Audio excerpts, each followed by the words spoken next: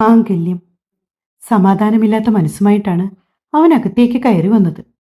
ഇന്ന് ജോലി നേരത്തെ കഴിഞ്ഞോ മോനെ? ജഗനെ കണ്ടതും പാർവതി സന്തോഷത്തോടെ ഓടി അവന്റെ അരികിലേക്ക് വന്നു. പാർവതിയെ നോക്കി മറുപടിയായി ഒന്ന് മൂളിയതേ ഉള്ളു ജഗൻ. ഡാ, നോക്കിക്കേ, നാളെ പെണ്ണ് കാണാൻ പോകുമ്പോ നയോമി മോൾക്ക് നമ്മൾ ഗിഫ്റ്റ് കൊടുക്കാൻ വേണ്ടി വാങ്ങിയ ഗിഫ്റ്റ് ഹാമ്പറുകളാണ്. എങ്ങനെയുണ്ട് മോനെ? ഒരു ടേബിളിന്റെ മുകൾ ഭാഗം മുഴുവനും നിറഞ്ഞിരിക്കുന്ന പലവിധ കൂടുകളിലേക്ക് നോക്കിയതും ജഗന്റെ മിഴികൾ ചുരുങ്ങി. എന്തിനാണമ്മേ ഇത്രയും ആർഭാടമൊക്കെ? ഇതിന്റെ ആവശ്യമുണ്ടോ? നയോമി എന്താ ഇതൊക്കെ കാണാതെ കിടക്കുവാണോ? വെറുതെ അനാവശ്യ ചിലവുകൾ. ജഗൻ പിറുപിറുത്തു. അതും പറഞ്ഞ് നാവ് വായിലേക്ക് ഇട്ടപ്പോഴേക്കും തന്നെ മിതു സ്റ്റെപ്പുകൾ ഇറങ്ങി താഴേക്ക് വന്നു. ഇതുമാത്രല്ലേട്ടാ, അമ്മ ഭാവി മരുമോൾക്ക് കൊടുക്കാൻ വേണ്ടി ഒരു ഡയമണ്ട് വള കൂടി വാങ്ങി വെച്ചിട്ടുണ്ട്. മിതുവിന്റെ വായിൽ നിന്ന് കേട്ട വാക്കുകൾ ജഗനിൽ വല്ലാത്ത ദേഷ്യവും അമർഷവും പടർത്തി. അതേ ദേഷ്യത്തോടെ തന്നെ അവൻ പാർവതിയുടെ നേർക്ക് നോക്കി. എന്തിനാണ് ഈ അനാവശ്യ ചിലവുകളൊക്കെ? ഇതിൻ്റെക്ക് ആവശ്യമുണ്ടോ? ഓരോരുത്തരായി ഓരോരോ സമ്പ്രദായങ്ങൾ തുടങ്ങി വെക്കും. പിന്നെ പിന്നാലെ വരുന്നവരും അത് ഫോളോ ചെയ്ത് പോകേണ്ടി വരുന്ന രീതി ഇത് കുറച്ച് കഷ്ടമാണ്. പറഞ്ഞുകൊണ്ട് ദേഷ്യത്തോടെ ജഗൻ മുകളിലേക്ക് കയറിപ്പോയി. അവന്റെ ദേഷ്യം കണ്ടതും പാർവതി രൂക്ഷമായി മിഥുവിനെ നോക്കി. അമ്മ എന്തിനാ എന്നെ നോക്കി പേടിപ്പിക്കുന്നത്? ഞാൻ ഉള്ള കാര്യമല്ലേ പറഞ്ഞത്? ഞാൻ കരുതിയോ ഏട്ടൻ ഇങ്ങനെ ദേഷ്യപ്പെട്ടു പോകുമെന്ന്? പാർവതിയെ നോക്കിയതും പറഞ്ഞുകൊണ്ട് മിഥുവും മുകളിലേക്ക് കയറിപ്പോയി. റൂമിൽ ചെന്ന് മിഥു വീണ്ടും ഫോണെടുത്ത് ജാനിയെ വിളിച്ചു. ആ സമയം പരീക്ഷയ്ക്ക് വേണ്ടിയുള്ള ഭാഗങ്ങൾ റിവിഷൻ ചെയ്തുകൊണ്ടിരിക്കുകയാണ് ജാനി. പറ മിഥു. ജാനിയുടെ ശബ്ദം പഴയ പോലെ വീണ്ടും ആക്റ്റീവ്.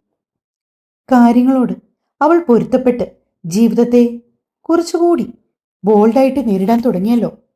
അല്ലെങ്കിലും ജാനി അത്ര പാവൊന്നുമല്ല. അവൾ അത്യാവശ്യം ബോൾഡാണ്. പക്ഷെ അവളുടെ അമ്മ അവളുടെ ഇമോഷൻസ് വെച്ച് കളിക്കുന്ന സമയത്ത് അവളും എല്ലാരെയും പോലെ നിസ്സഹായിയായി പോകാറുണ്ടെന്ന് മാത്രം. ജാനി, നീ എന്ത് ചെയ്യുവാ? പരീക്ഷയ്ക്ക് വേണ്ടിയുള്ള കുറച്ച് ഭാഗങ്ങൾ പഠിച്ചു തീർക്കുകയായിരുന്നവൾ. ഇവിടെ ഏട്ടന്റെ വിവാഹത്തിന്റെ ഒരുക്കങ്ങൾ തുടങ്ങി. ഞാൻ പറഞ്ഞില്ലായിരുന്നോ? എല്ലാം ഏകദേശം ഉറപ്പിച്ചു കഴിഞ്ഞു. നാളെ എല്ലാവരും കൂടി ഏട്ടൻ വിവാഹം കഴിക്കാൻ പോകുന്ന നയോമിയുടെ വീട്ടിലേക്ക് പോവാണ്. അതുകൊണ്ട് നാളെ എനിക്ക് കോളേജിൽ പോകാൻ കഴിയില്ല. ആണോ? എല്ലാരും പോകുന്നുണ്ടോ വീട്ടിൽ നിന്ന്? ആ, ഏകദേശം നമ്മൾ എല്ലാരും പോകുന്നുണ്ട്. ഇനി കൂടുതൽ അധികം ചടങ്ങുകളൊന്നും വേണ്ടെന്നാണ് എല്ലാരും ചേർന്ന് തീരുമാനിച്ചിരിക്കുന്നത്. പരസ്പരം അങ്ങോട്ടും ഇങ്ങോട്ടും അറിയാവുന്ന കുടുംബങ്ങളല്ലേ. അതായത് നിശ്ചയമോ മോതിരമാറ്റമോ അങ്ങനെ ഒന്നും തന്നെ വേണ്ടെന്ന്. നേരിട്ട് കല്യാണം. കല്യാണത്തിന് തലേന്ന് ചിലപ്പോൾ ഹൽദി ഫംഗ്ഷൻ ഉണ്ടാവും. പിന്നെ കല്യാണത്തിന് ശേഷം റിസപ്ഷന്. ഇത്രയുമാണിപ്പോൾ തീരുമാനിച്ചിരിക്കുന്നത്. ലവ് മാരേജ് ആണോ മിതു? അറിയില്ല. ഏട്ടന് നയോമിയോട് ലവ് ഉണ്ടെന്നൊന്നും എനിക്ക് തോന്നിയിട്ടില്ല. പക്ഷെ നയോമിക്ക് ഏട്ടനോട് ചെറിയൊരു ഇഷ്ടമുള്ളതായിട്ടും തോന്നിയിട്ടുണ്ട്.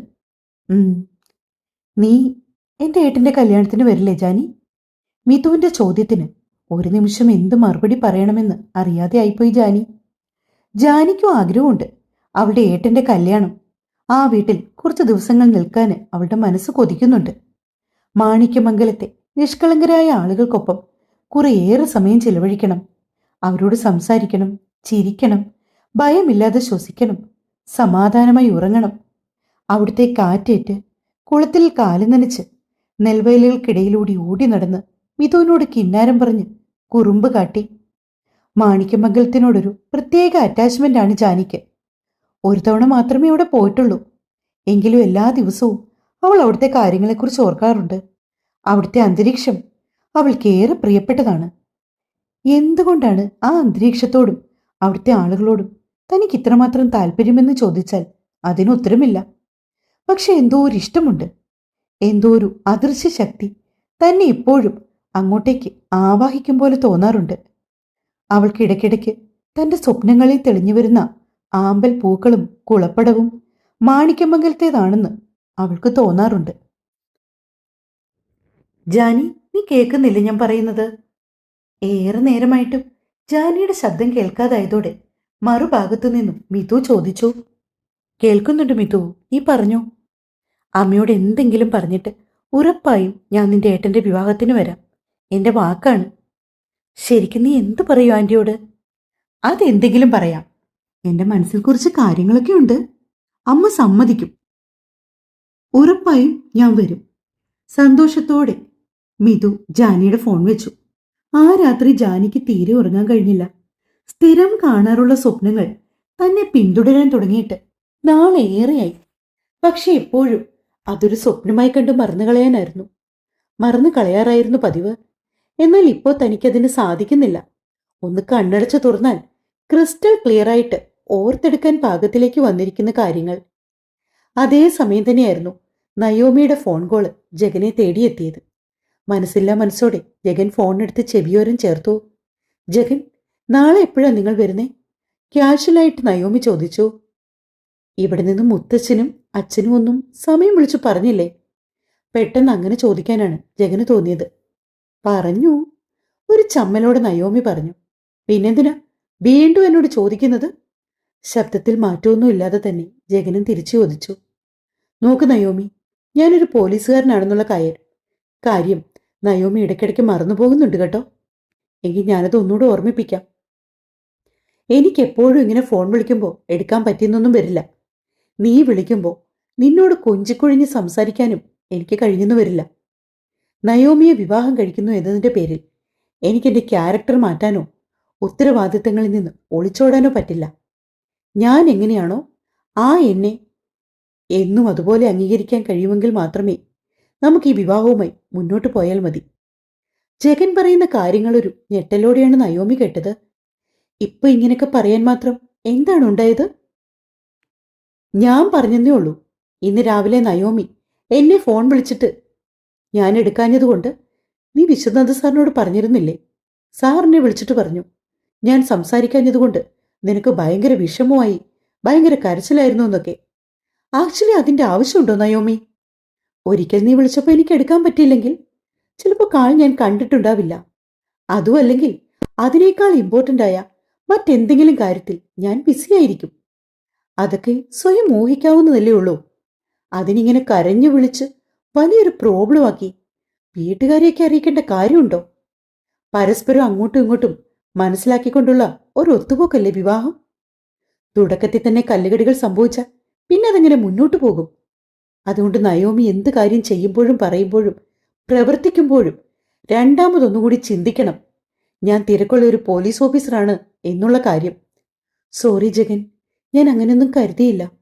പെട്ടെന്ന് ഞാൻ വിളിച്ചിട്ട് ജഗൻ കോൾ എടുക്കാതായപ്പോ ടെൻഷൻ കാരണം ഞാൻ അച്ഛനെ വിളിച്ചു. പക്ഷെ അച്ഛൻ ജഗനെ വിളിച്ച് അതേക്കുറിച്ച് പറയൂന്ന് ഞാൻ കരുതിയില്ല. I am really sorry. തന്റെ വാക്കുകൾ നയോമിക്ക് വിഷമമായി എന്ന് മനസ്സിലായപ്പോൾ ജഗനും വല്ലാതായി. നോക്ക് നയോമി, ഞാൻ നിന്റെ മനസ്സ് വിഷമിപ്പിക്കാൻ വേണ്ടി പറഞ്ഞതല്ല. കാര്യങ്ങൾ പറഞ്ഞു മുന്നോട്ട് പോകുന്നതല്ലേ നല്ലത്. അതല്ല ഇപ്പോൾ ഞാനിത് കണ്ടില്ലെന്ന് നടിച്ച് പിന്നീട് നമ്മുടെ വിവാഹത്തിന് ശേഷം എപ്പോഴെങ്കിലും ഇങ്ങനൊരു സാഹചര്യം ഉണ്ടായാൽ ഞാൻ അപ്പോൾ പറഞ്ഞ് തിരുത്തിത്തരികയാണെങ്കിൽ നീ ചോദിക്കില്ലേ, ഇങ്ങനെയൊക്കെ ഉണ്ടായിരുന്നെങ്കിൽ എന്തുകൊണ്ട് വിവാഹത്തിന് മുമ്പ് പറഞ്ഞില്ലെന്ന്? അതുകൊണ്ടാ ഞാനിപ്പോൾ അതേപ്പറ്റി പറഞ്ഞത്. ആദ്യം അല്പം ദേഷ്യത്തോടെ ജഗനത് പറഞ്ഞിട്ട് രണ്ടാമത് നയോമിയെ സമാധാനിപ്പിക്കും പോലെ പറഞ്ഞപ്പോ അവൾക്ക് എന്തെന്നില്ലാത്ത സന്തോഷം തോന്നി. ജഗൻ തന്നെ മനസ്സിലാക്കുന്നുണ്ട്, അംഗീകരിക്കാൻ ശ്രമിക്കുന്നുണ്ട്. അവൾക്ക് ആശ്വാസം തോന്നി. അത്രമാത്രം മതി. ആ മനസ്സിൽ തനിക്കായൊരിടം. വേറെന്തെങ്കിലും പറയാനുണ്ടോ? ഏറെ നേരമായിട്ടും നയോമിയൊന്നും മിണ്ടാതെ നിൽക്കുന്നത് മനസ്സിലാക്കിക്കൊണ്ട് ജഗൻ ചോദിച്ചു. ജഗൻ, നാളെ വരുമ്പോ ഡാർക്ക് ഗ്രീൻ കളർ ഷർട്ട് ഇടാൻ പറ്റുമോ? എന്തിനാണ്? ജഗന്റെ മുഖത്ത് മുഴുവൻ സംശയം. അല്ല, ഞാൻ നാളെ ഡാർക്ക് ഗ്രീൻ കളർ സാരിയാണ് ഉടുക്കുന്നത്. നോക്കട്ടെ. അത് പറഞ്ഞുകൊണ്ട് ജഗൻ ഫോൺ വെച്ചപ്പോ അവന് പ്രത്യേകിച്ച് ഒന്നും തോന്നിയില്ല. അവൻ നോക്കട്ടെ എന്നെങ്കിലും പറഞ്ഞല്ലോ. സത്യം പറഞ്ഞാൽ ജഗനെ പോലൊരു കട്ടക്കലിപ്പനായ പോലീസ് ഓഫീസറിൽ നിന്ന് അങ്ങനെ ഒരു വാക്കെങ്കിലും ലഭിക്കുന്നത് അപൂർവമെന്നേ പറയാൻ പറ്റൂ. നയോമി ഓർത്തു. ജഗനുമായുള്ള വിവാഹവും അവരൊന്നിക്കുന്ന ദിനവും സ്വപ്നം കണ്ട് ആ രാത്രി നയോമി ഉറങ്ങി. എന്നാൽ സ്ഥിരമായി തന്നെ തേടിയെത്താറുള്ള കരച്ചിലുകൾ ഇന്നും തന്റെ ഉറക്കം കെടുത്തിയതോടെ ജഗൻ ചാടി എഴുന്നേറ്റു. അസ്വസ്ഥമായ മനസ്സോടെ അവൻ റൂമിൽ അങ്ങോട്ടും ഇങ്ങോട്ടും നടന്നു. ഇടയ്ക്ക് എപ്പോഴോ അവന്റെ നോട്ടം കുളപ്പടവിൽ ചെന്ന് എത്തി നിന്നു. കുളപ്പുരയിൽ ഇട്ടിട്ടുള്ള ബൾബിൽ നിന്നുള്ള അരണ്ട വെളിച്ചത്തിൽ കുളവും കുളത്തിലെ വെള്ളവും കൂമ്പി നിൽക്കുന്ന ആമ്പൽപ്പൂക്കളുമെല്ലാം അവന് കാണാൻ കഴിയുന്നുണ്ട്. ജനലഴികളിൽ നെറ്റിമുട്ടിച്ചവൻ ഏറെ നേരം അവിടേക്ക് നോക്കി നിന്നു.